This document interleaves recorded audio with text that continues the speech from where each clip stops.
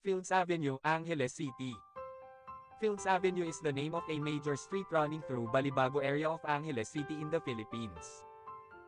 It is the center of the red light district and the bar scene of the biggest entertainment district of the Philippines. Fields Avenue in Balibago, Angeles. The name derives from the common military practice of naming roads adjacent to airfields as Field Street or Field Avenue. Originally the name referred to the Clark Air Base and was Clark Field Avenue. The name evolved to become Fields Avenue.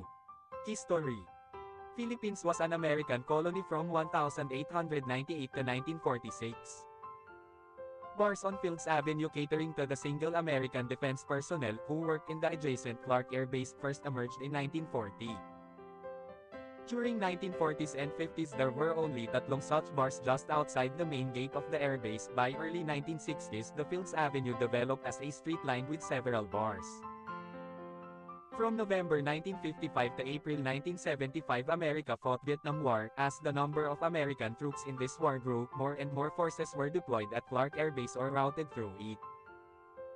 This led to a pro-life ration of bars, live bands and prostitution, the latter mostly by young Filipino women, most of them either teenagers or 18 hanggang 55 years old. By the 1970s, there were more than 150 bars and prostitution joints along Fields Avenue.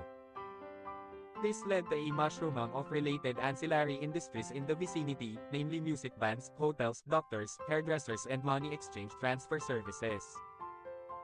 In its heyday, Fields Avenue provided direct or indirect employment to nearly 20,000 Filipinos including plumbers, electricians and security guards. In the 1980s, though the American presence remained steady, the bars and prostitution shops continued to pro-life rate.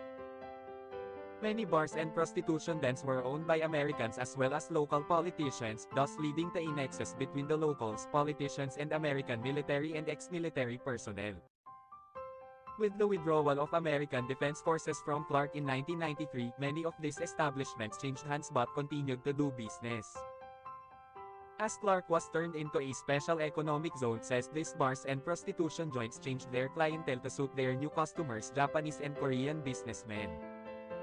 Restaurants serving food from these countries began to appear and signboards in these languages were put up. The period from 2000 hanggang 2010 saw further expansion of these joints as the area was relabeled as an entertainment district.